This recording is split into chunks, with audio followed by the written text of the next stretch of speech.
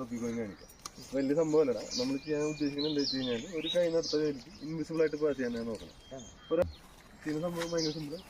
വെറുതെ ക്ലോസ് ചെയ്തിട്ട് just ready 1 2 and 3 പറയുമ്പോൾ ഇവിടുന്ന് ഒരു കോയിൻ ട്രാവലായിട്ട് ജസ്റ്റ് ഒടുക്കി പ്ലേസ് ചെയ്യാന്നുള്ളതാണ്.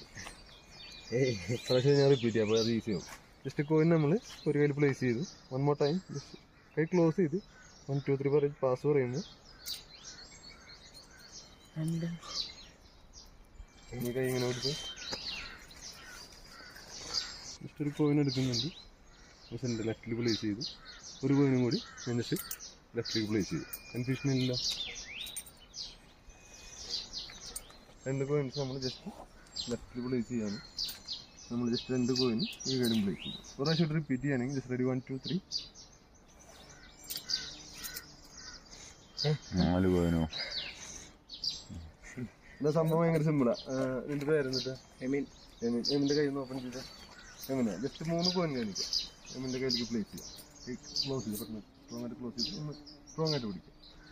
അപ്പോൾ അതിന് ഭയങ്കര സിമ്പിളാണ്, വിസിബിളാണ്. ജസ്റ്റ് കോയിൻ പ്ലേസ് ചെയ്യുക, ഇവിടെ കൊണ്ടുവരിക. ലൈറ്റ് ഉണ്ട്.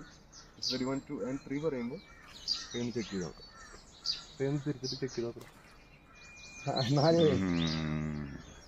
3 എന്താ